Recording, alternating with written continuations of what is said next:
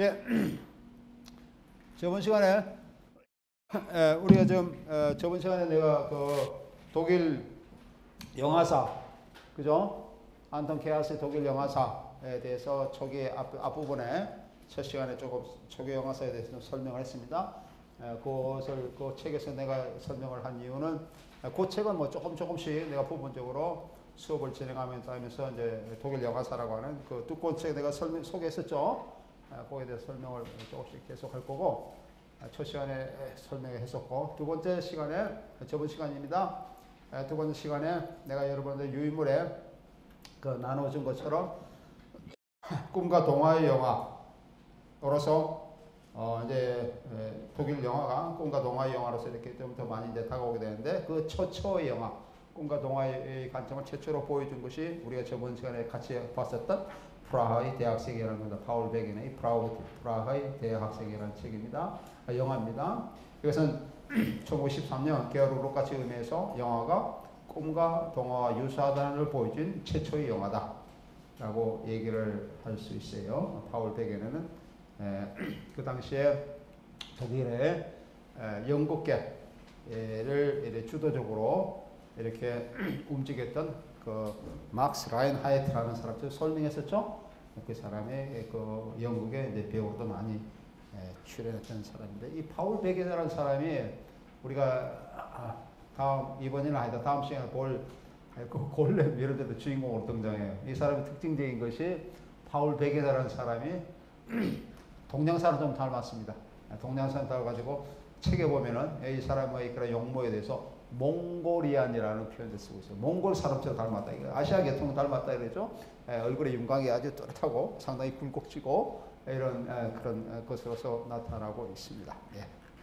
하여튼 이 사람에 관한 최초의 꿈과 영화, 그죠? 꿈과 동화적인 관점을 보여주고 있는 영화로서 1913년 파울 베겐의 프라하의 대학생에 대해서 우리가 살펴봤고, 예, 이번 시간에는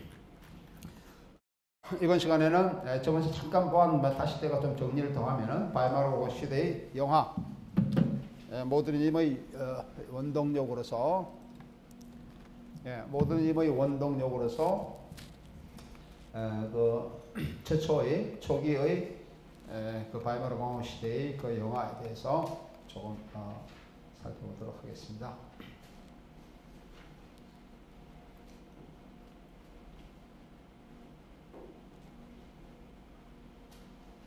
예.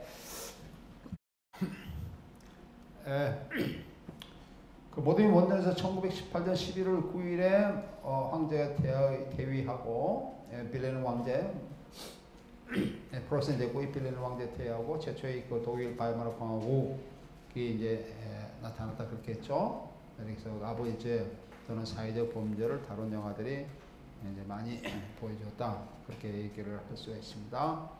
여기에 나오는 그 우르반 갓이라는 사람들의 몇 가지 영화들을 얘기했었고, 그다음에 그 조 젠킨스와 또는 스튜어트 웹스의 탐정 소설, 조 젠킨스와 스튜어트 웹스는 뒤에도 설명하겠습니다만은 그 당시 탐정 소설의 주인공으로서 많이 나타나고 있는 그런 인물들입니다.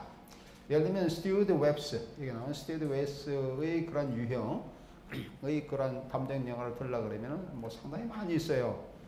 특히 이제 1914년 우리가 뒤에 내가 조금 설명하면 조 메이 감독이죠. 조 메이 감독의 뭐 비밀스런 1914년 비밀스런 빌라, Die Geheimnisvolle Villa, 또한 지하실의 남자 대만 임 켈러, 교수집의 유령 Der Spuk im Haus des Professors, 그다음 금고 das Panzergewölbe 뭐 이런 것들이 있고, 그다음에 여기에 스튜어트 웹스의 그런 유형의 탐정 소설, 탐정 영화, 탐정 영화에 상당히 기여를 많이 한 감독들이라면 아돌프 게르트너 같은 사람들, 줄무늬가 있는 가면복, 죽은 자가 깨어나다, der gestreift ist der Domino, 그다음에 der Toten erwachen, 그다음에 어느 남자의 그림자, eines Mannes Schatten, 이거는 이제 에른스트 라이혀의 감독이죠. 에른스트 라이혀라는 사람이 상당히 그 당시 탐정 영화의 주인공으로 주인공으로 많이 등장한 인물입니다. 여러분들 여기 보듯이 조미 감독에서도 에런스 라이히라는 인물이 나타나고 있어요.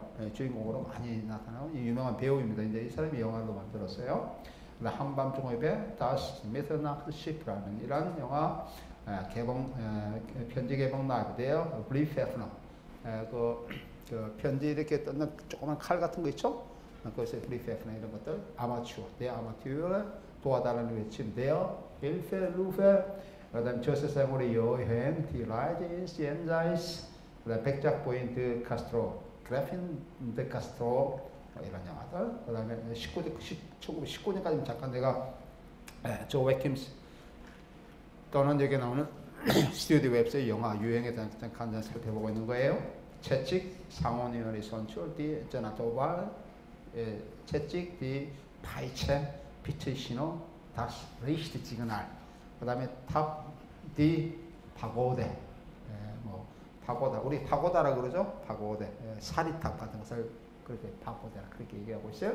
표류하는 덴목 다스 스타이벤드 프로스 그 다음에 주공의 별 대형 토드 스테븐 이런 거 그 다음에 다이아몬드 계단 다이아몬드 재단 디 디아만텐 스티퉁 수수께끼 같은 응시 der rätselhafte Blick 유령 사냥 der Geistjagd 열차 도둑 der Eisenbahnmarder 악마의 월츠 der Teufelswalze 그 다음에 잘다나의 황소 der Stirnbahn 잘다나 대변인 der Stellvertreter 그 다음 비밀스러운 편지 die geheimnisvollen Briefe 그 다음에 잃어버린 모델 das gestohlenen Modell 1919년 계속 조금 더 있네요. 보기가 행복감 die Launen des Glücks 그 다음에 성 파라디투스의 형제 der Brüder von Sankt Paraditus 그 다음 피탈길의 성 der Schloss am Abhang 이런 영화들 이런 인물들의 아까 얘기하는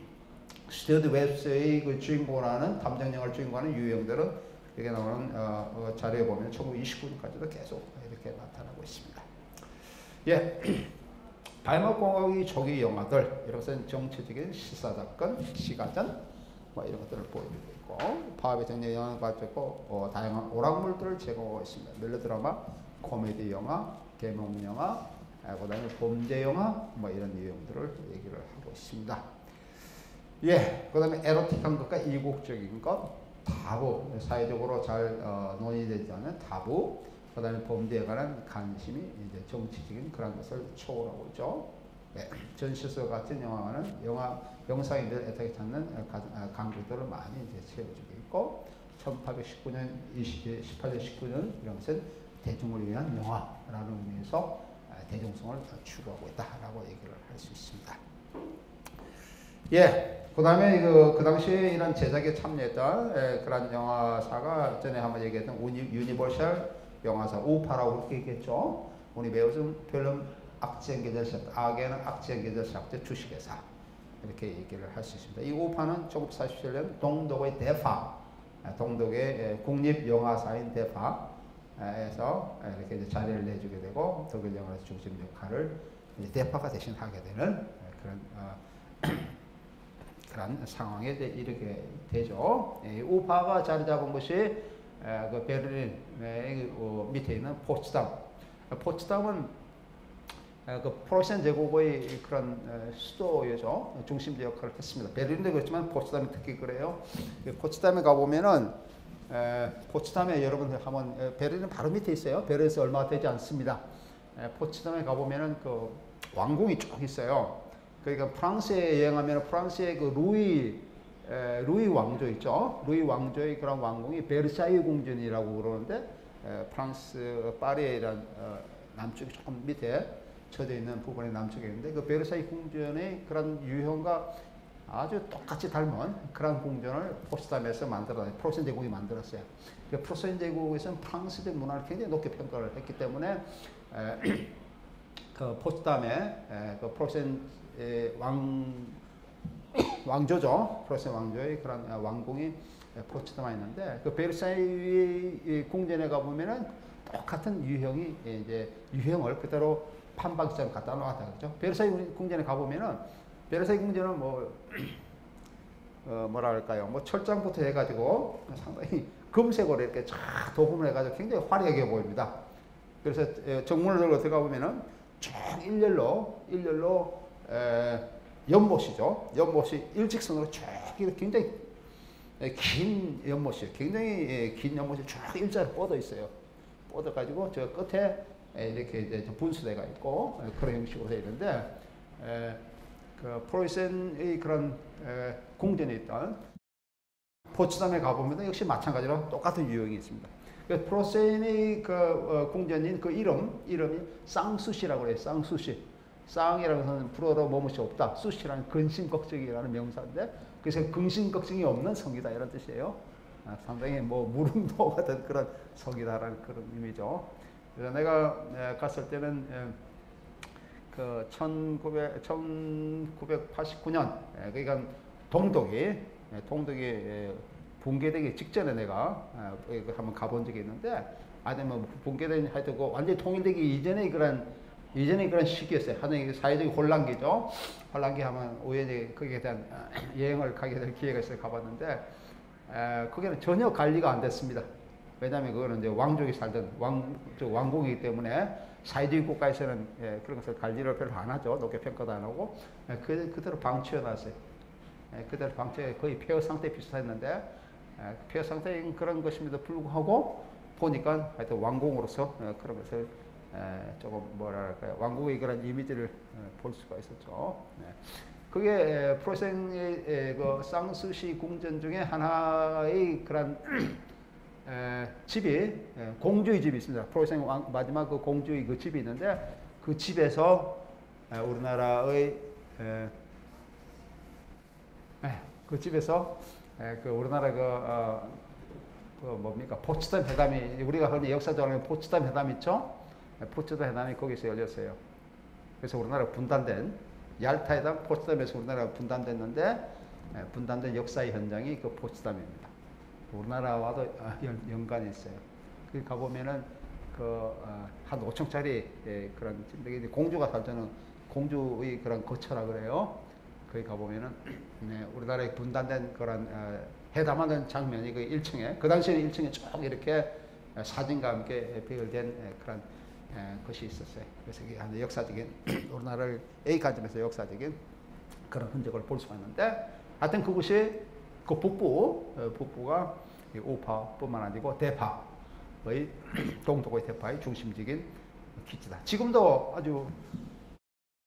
바베스베르크라고 그러면 포츠담 바베스베르크라면 유명한 영화의 중심지. 지금도 아직도 영화의 중심지로서 그런 역할을 하고 있습니다. 네. 그 다음에 이게 나오는 발목 초기에 많은 영화 관들이 있었다 그랬죠. 그래서 외국으로부터의 수입 금지, 그 당시에는 이제 적국에 대해서 적국들에서 독일 산업이 비약적으로 발전이 됐다라고 얘기를 할 수 있습니다. 1918년 19세기 가장 인기가 있었던 것은 탐정 시리즈물, 미스 클레버라고 들 수 있고 이 시리즈물은 1887년에서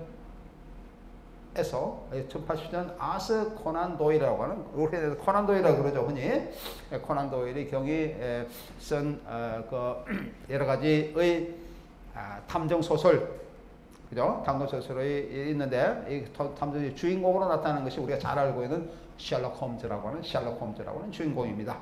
코난 도일의 셜록 홈즈 주인공. 그다음 1913년부터 1920까지 조메이 아까 내가 잠깐 썼던 조메이 이 사람 감독의 이름이라고 제작자였어요.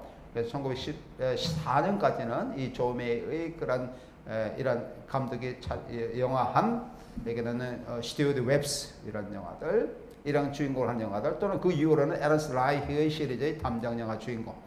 아까 내가 위에 조금 내가 설명했었죠. 이게 1914년까지 아까 내가 다시 조금 살펴보면은 이 부분입니다. 스튜어드 웹스 탐정 영화 했었죠. 1914년까지 나타나고 있는 이런 부분들. 그 이후부터는 여기 나오는 에르스트 라이히의 감독이기도 하기도 하고 영화 배우로서 나타났던 그런 영화들. 어쨌든 간에 탐정 영화가 이런 것들이 이제 많이 나타난다 이런 얘기예요. 그다음에 1915년부터 20년까지 조메이 시리즈 탐정 영화의 주인공 조 딥스 이 영화들. 그다음에 조 젠킨스의 이런 역시 탐정 영화 주인공 영화들. 그리고 1910년부터 20년까지 루돌프 마이네르트가 감독한 시리즈 탐정 영화의 주인공 해리 힉스죠. 해리 힉스 이런 영화들. 그리고 1916년부터 17년까지 알빈 노이스 감독이 감독한 연출한 시리즈 탐정 영화의 주인공은 톰 샤크 이런 영화들. 이런 영화들이 주인공으로 하는 이런 탐정 시리즈물이 독일에서도 굉장히 많이 만들어지게 된다라고 하는 겁니다. 근데 이제 이 주인공들은 앵글색슨주의 영국 이름에서 다 따왔죠. 왜냐하면 그 당시에 영국에서 탐정 소설이 굉장히 중요한 문학적인 장르로서 이렇게 이제 부상하고 있었기 때문에 그런 장르가 유럽 쪽으로 굉장히 영향을 미쳐서 독일에도 전후에 1818년, 19년 이때 굉장히 많이 이제 영향을 미쳐서 영화로 많이 이제 생산된다라고 하는 그런 얘기입니다. 장르로서 우리 탐정 영화를 보면 독일에서는 이제 굉장히 1918년에서 19년 바이마르 공화국 초기에 이렇게 굉장히 많이 붐을 이루게 되지만은 장르로서는 이미 1913년에도 이런 것이 이미 나타나게 된다라고 하는 겁니다. 예, 제1차 세계대전 중에 미국에서 이미 영화화된 프랑스의 시네로망이 독일 탐정 영화에 영향을 미치게 되죠. 그래서 독일 최초의 탐정 영화인 스튜드 웹스, 아까 내가 잠깐 설명했습니다. 스튜드 웹스의 역할을 맡은 에런스트 라이프가 주인공으로 등장하게 됩니다. 비이성적인 힘이 지배하는 어둠을 파헤쳐가면서 이성적인 힘으로 해결하라는 이런 탐정 영화는 계몽과 개인적 자유의 행복감을 믿는 문명하던 세계의 미리 예정된 영웅, 탐정 영화의 주인공이 영웅으로서 이제 묘사되고 부각되고 있는 거예요. 영웅이 그 시대, 1913년이라는 시대에 시대적 이미지를 필요했다라고 하는 겁니다. 그래서 이러한 영웅을 탐정 영화를 통해서 이렇게 부각시켰다라고 하는 거죠. 우리 1913년 우리가 전에 저번 시간에 봤던 프라이 대학생, 그죠? 탐정 영화 소설의 구도를 내가 가지고 있다 그런 약간 언급을 했어요. 파울 베게너. 이 당시에도 이런 것과도 연관이 있다라고 합니다. 그죠? 파울 베게너의 작품들 이런 것들. 그 시대에 1913년이라는 시기는 1914년에 제1차 세계대전이 일어나는데 그 이전의 시기, 다시 말해 전쟁 직전의 시기입니다. 하여튼 그 혼돈의 시기죠.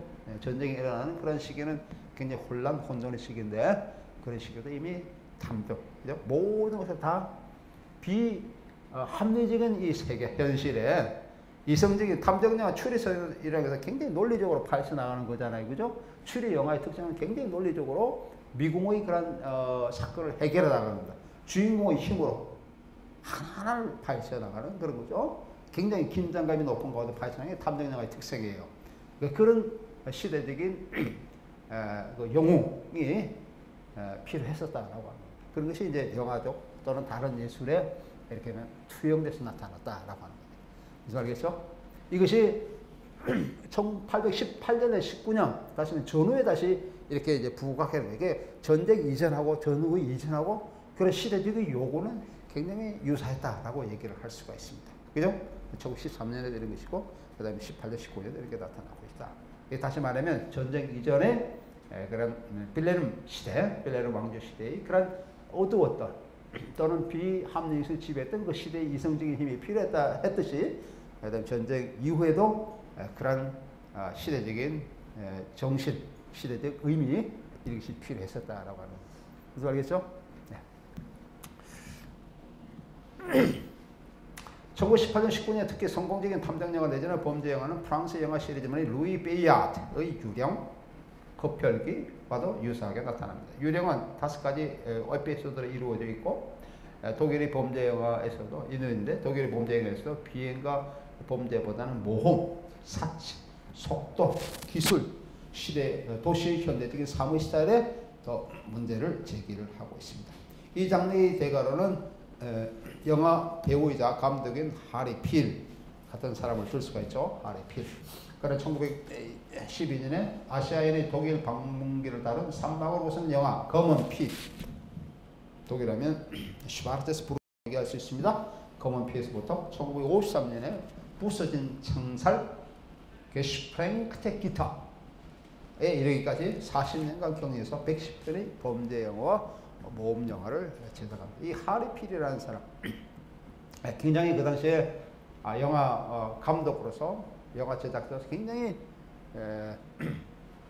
시대적인 그러한 한 시대를 이끈 그런 사람이라고 얘기를 할 수가 있습니다.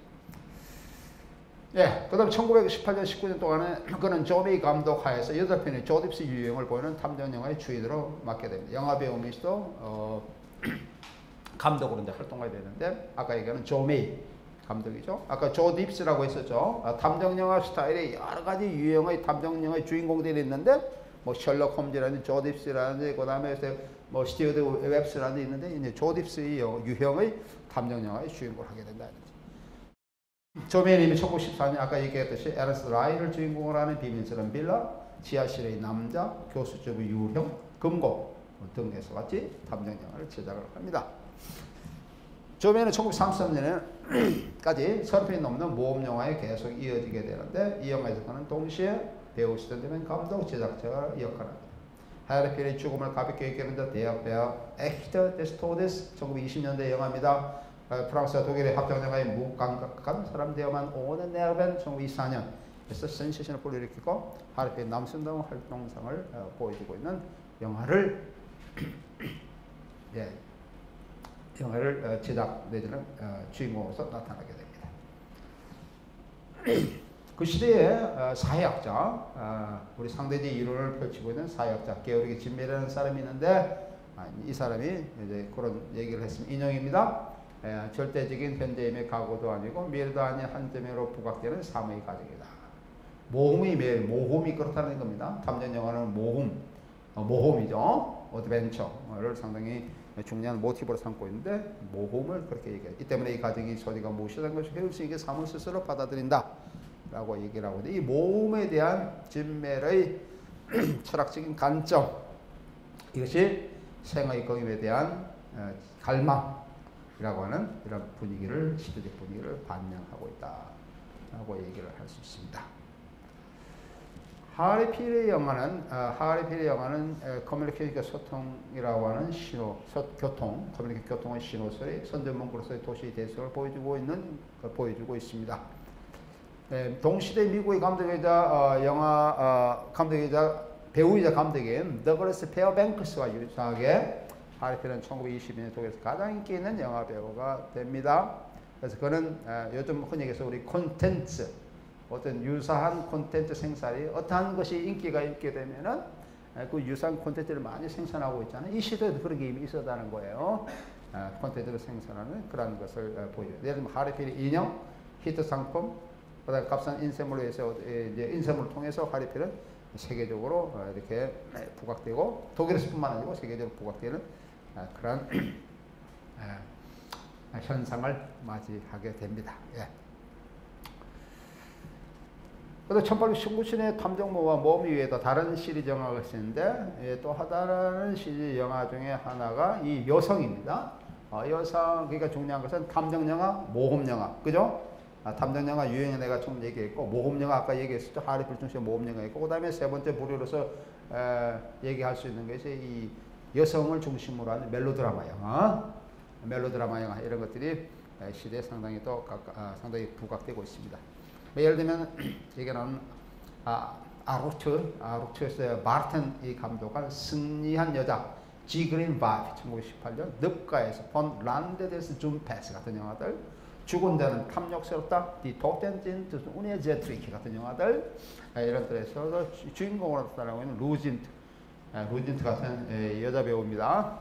그 다음에 리아 비트, 그 다음에 미아 마이 같은 이 여자들, 특히 내가 좀 저거 처음에 설명했던 승리한 여자, 늪가에서 여기서 하는 루진트 같은 이런 영화 배우죠. 이런 배우들은 상당히 그 당시에 그 시대적으로 상당히 영향을 미쳤던 그런 멜로드라마의 주인공이 됩니다. 예. 그 다음에 이제 여성 문제. 우리 흔히 얘기해서, 여성 영화라고까지도 얘기를 할 수 있어요. 여성 영화로까지 얘기할 수 있는 이런 멜로드라마 영화.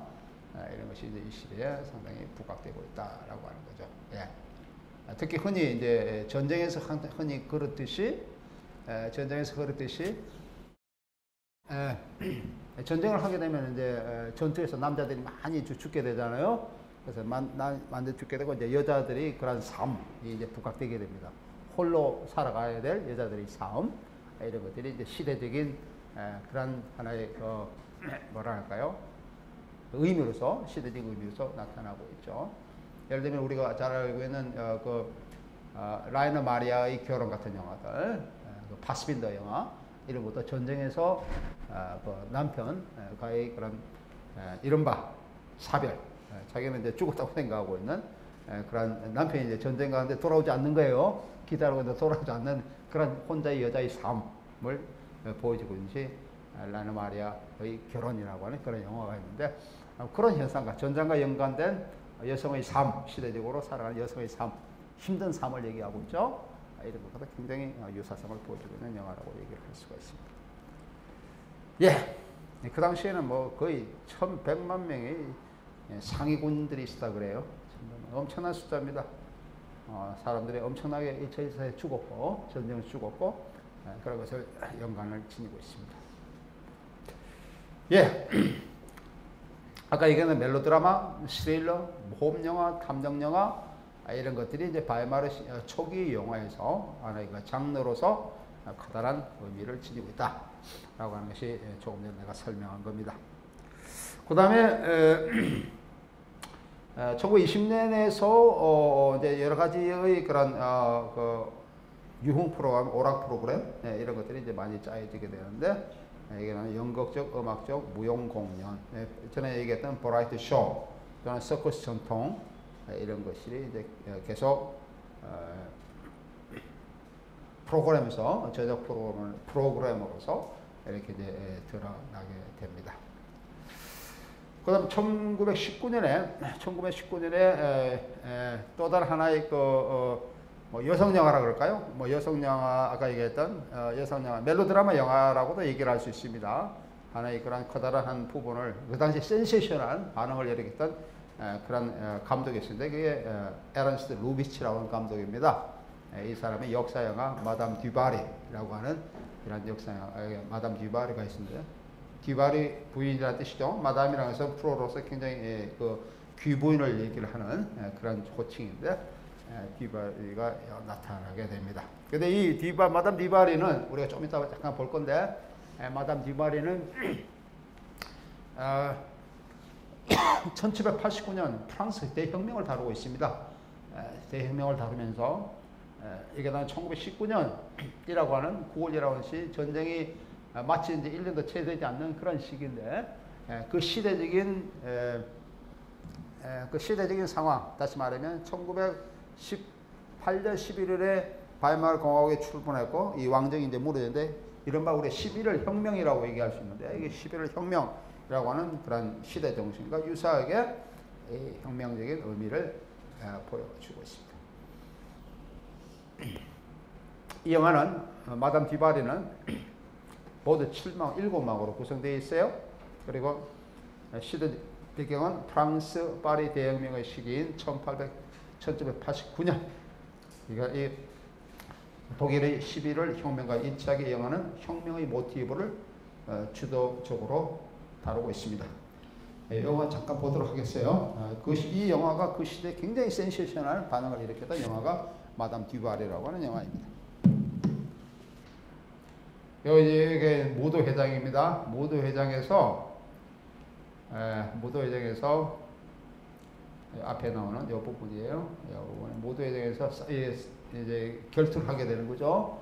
스페인 대사하고 자기 남자친구와 결투를 해서 이 남자친구가 죽이게 됩니다. 스페인 대사를 결투를 해서 죽이게 되니까 여기에 나왔던 듀바리 백장이 이 여성의 첫눈에 반한 듀바리 백장이 이 사건을 틈타서 이 여자를 자기 집으로 데려가요. 자기 집으로 데려가면서 자기의 그런 부인으로 이제 이렇게 삼게 되죠. 그래서 이제 졸제 백작 부인이 됩니다. 이 여자가 듀바리 부인이 되게. 예. 이제 그 관계에서 이 여자로 하여금 이 여자로 하여금 이제 여기 내가 좀 설명해 놓은 거 잠깐 볼까요? 관계에서 다 보겠습니다. 혁명의 모티브를 두드러지고 파리의 모자 제조소에 일하는 잔이라는 같이 일하는 학생 아르망과 사랑을 저버리고 스페인 대사 돈 디에고에게 마음이 빼앗깁니다. 무디에 싣고 있을 아르망은 잔을 위해 스페인 대사와 검투의 그런 결투를 하다가 그를 죽이게 됩니다. 그 뒤 그녀는 스페인 대사에서 만난 적이 있던 디바리 백작과 열애를 하게 되고, 그리고 곧 그녀는 디바리 백작이 부인이 되고 그 다음에 다시 왕의 소실이 됩니다. 그 백성들이 왕의 방귀를 들고 바스티의 감옥을 무너뜨리게 됩니다. 이 대혁명 기간 동안에 아르망은, 아까 감옥에 있던 아르망은 국민재판소의 의장으로 그렇게 승격이 됩니다. 신분이 상승이 되고 있어요. 그는 이전에 자신이 연애했던 마담 듀바리를 이제 사형을 처하지만은, 재판으로 사형을 처하지만은 마지막 순간에 아르망은 감옥에 있는 그녀를 구하려 이렇게 갔습니다. 가서 구하려고 하는 그런 순간에 경비대에서 발각돼서 총으로 살해당합니다. 이 영화의 마지막 시컷은 단두대 처형 장면을 이루어지고 있는데, 마담 듀바리는 단두대에 올라 길로틴에 의해 죽음을 당하고 머리는 간종에게 내던지지는 이런 것을 보여주고 있습니다. 예, 마담 듀바리라고 하는 그 시대에 굉장히 센세이션을 일으켰던 그런 영화이죠. 요거는 이제 그 과정에서 이 여성의 듀바리의 그 재정을 위해서, 금전적인 그런 걸 위해서 왕에게 보내지는 거죠. 왕실에 있는 한 장관에게 보여주는데, 그 장관에게 이제 듀바리 백작이 자기 그 재정적인 문제를 해결하기 위해서 자기의 그런 부인으로 삼은 듀바리 부인을 왕실로 보냅니다. 왕실이 장관에게 보이는데, 장관에게 가는 도중에 왕에게 발각되는 것도 왕의 눈에 띄게 됩니다. 듀바리가. 그래서 왕이 이제 자기 소실로 차지하는 뭐 이런 과정으로 계속 이어지고 있습니다. 예, 상당히 대접을 받고 있죠, 듀바리가. 예, 이런 과정을 쭉 보여주고 있습니다. 마지막에 이거는 그 과정들이에요. 예, 자막으로 대부분 다 이 자막들이 이렇게 이랬어요. 하나는 불어, 하나는 독일어. 요거는 뒤에 이제 러시아의 그런 것을 보여주고 있는 거죠. 예. 마지막 그 장면을 잠깐 보도록 하겠습니다. 요거는 그 과정이고,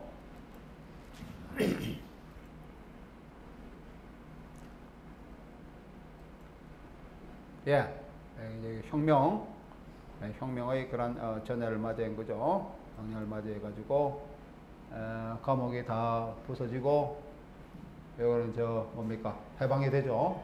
풀려나게 되는 거죠. 풀려나게 되는 과정을 일단 바라고.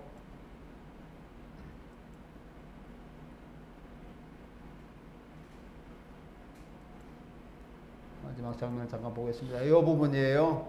여기에서 아르망이, 여기 나오는 듀바리인데, 듀바리를 감옥에서 풀어주려고 하다가, 이 경비대에 발각돼서 죽임을 당합니다. 현장에서 죽게 돼요. 예, 현장에 죽게 됩니다. 죽게 되고, 마지막 장면. 예, 이 마지막 장면은 이 마담 듀바리가 형장으로 끌려나가는 장면이 이제 마지막 장면입니다. 예, 형장으로. 이게 이제 단두대 있죠. 옛날에 프랑스에서는 이런 식으로 이른바 005 적을 이런 식으로 처단을 했어요. 예? 길로틴이라고 하는 단두대. 형제들이 아주 무시무시하게 생긴 형제들이 기다리고 있죠. 예, 듀바리가 이렇게 끌려나갑니다. 끌려나가서 세워놓고 이렇게 묶어요. 세워놓고 묶고 나무를 뒤집으면은 이런 식으로 되죠. 틀을 채우고 위에 이제 길로틴이 떨어지면은 끝입니다. 그리고 목을 이제 간종에 던지고 있어요.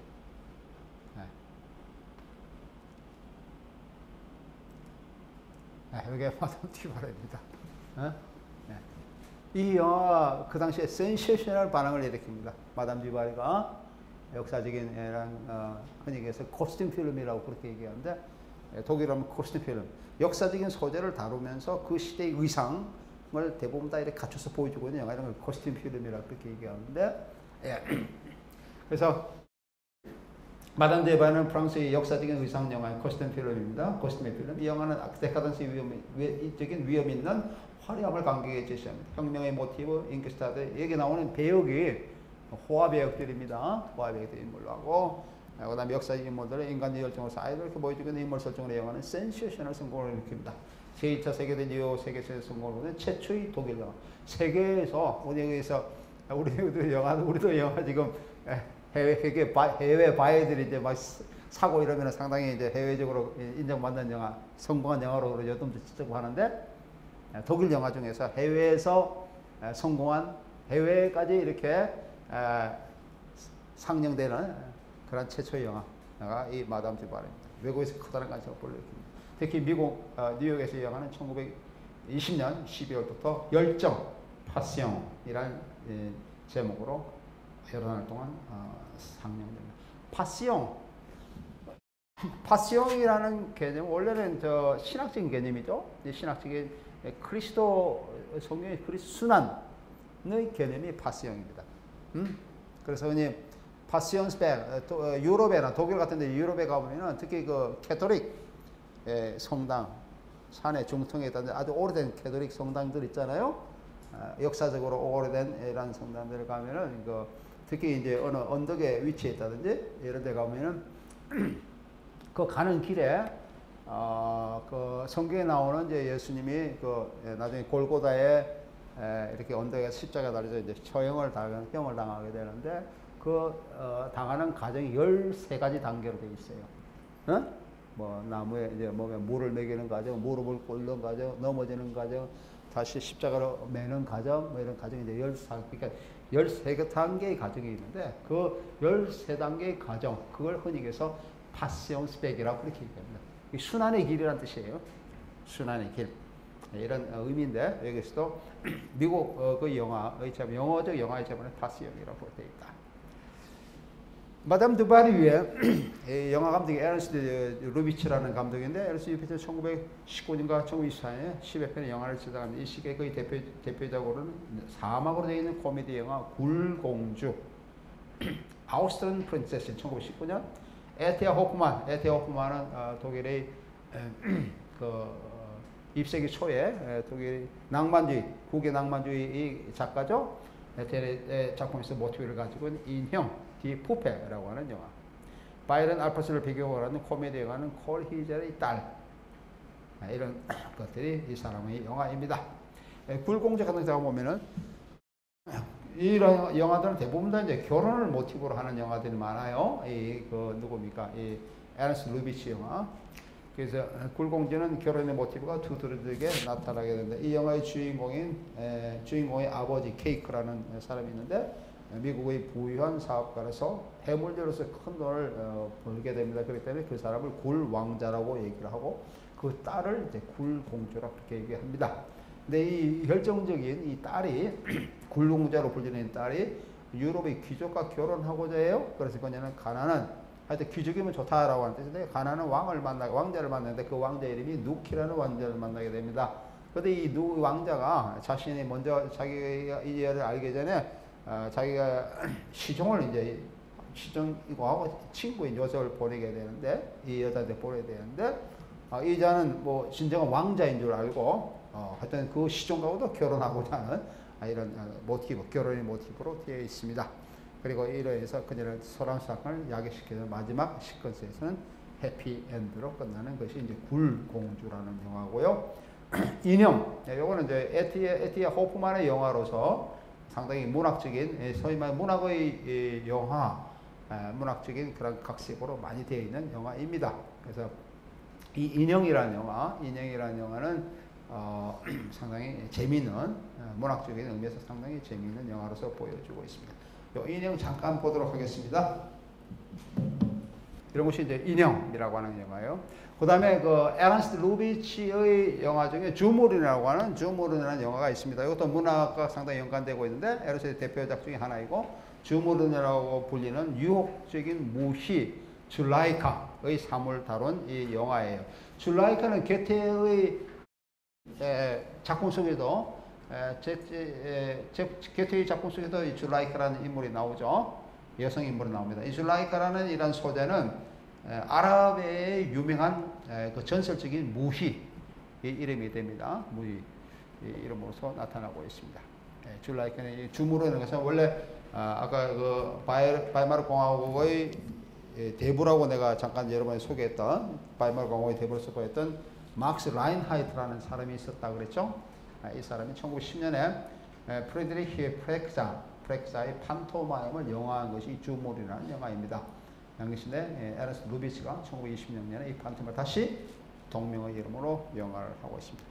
그 위에 에르스트 루비치의 작품으로서는 안나 보라인, 그 다음에 산고양이, 디 베아그 카세, 파라오 여자, 다스 바이프 데드 파라오 이런 것들을 이제 제작을 합니다. 이런 영화들은 마담 듀바르처럼 반권위주의적인 제스처와 그런 위트들을 많이 보여주고 있는 코미디 영화의 유형입니다. 이런 코미디 영화에서 동시에 역사 영화, 코스튬 필름 이런 것들을 이제 에르스트 루비치가 많이 만드는데 이런 것들 공통점이 결혼을 모티브로 하고 있다. 아까 굴 공주도 마찬가지죠. 아우스트리안 프린세스 굴공주 인형 이런 것들 주도적으로 나타내는 것이 결혼의 모티브입니다. 그죠? 결혼의 모티브로 이렇게 쭉 이어지고 있다. 넓은 의미에서는 마담 디바르도 역시 결혼의 모티브가 중심적으로 흐르고 있다고 얘기를 할 수가 있겠죠. 이런 것을 보여주고 있다. 라고 얘기를 할 수가 있습니다. 예. 예, 그 다음에 넘어가서 이제 조금 이제 1920년대 초반 쪽으로 조금 더 거슬러 올라가겠어요. 역시 바이마르 공화국의 그다음 두 번째 큰 우리가 앞에서 보았던 것은 바이마르 공화국 초기에 주도적으로 나타나고 있었던 영화 장르적 개념에서 한번 살펴봤어요. 그래서 우리가 본 것이 많이 나왔던 것이 뭘 봤습니까? 탐정 영화, 그죠? 오늘 그 얘기했던 건 탐정 영화의 유형들. 그 다음에 모험 영화, 하리피를 중심으로 하는 모험 영화. 그 다음에 누굽니까? 그 다음에 그 여성 영화적 관점에서 우리가 쭉 살펴봤습니다. 그래서 이게 나오는 에르스트 루비치 작품이 다 여성 영화라는 건 아니에요. 하지만은 에르스트 루비치 그 중에 우리가 상당히 그 시대에 각각 이제 조금 전에 살펴봤던 마담 듀바르 같은 거. 마담 듀바르는 여성 영화라고도 얘기해요. 왜냐하면 여성 자체가 주인공으로 되어 있죠. 마담 듀바르가 여성으로서의 그런 주인공 역할을 하고 있고 시대적 의미를 다 담고 있는 하나의 그 혁명의 모티브를 보여준다는 의미에서 여성 영화로 얘기를 할 수가 있습니다. 지금 시간이 다 됐기 때문에 이 부분은 다음 시간에 얘기를 하도록 해요. 다음 시간에 칼리갈리 박사의 밀실부터 프리슬랑의 피곤한 죽음, 그 다음에 우리가 앞에 봤던 파울 베겐의 작품의 또 다른 영화 감독, 그 다음에 우리가 슈트라센 필름이라고 있습니다. 독일의 바이마르 공화국의 1920대 중반에 보면은 슈트라센 필름이라고 거리를 그대로 보여주고 있는 거리 영화, 이른바 거리 영화의 관점에서 여러 가지의 시대적인 그런 혼란상, 어두움 이런 것을 보여주고 있는 영화들이 몇 편 있는데, 예를 들면 기쁨 없는 거리라든지 밀람 인형의 캐비넷이라든지 몇 가지 영화들이 있습니다. 이런 것들을 다음 시간에 소개를 하도록 하겠습니다. 네, 그만.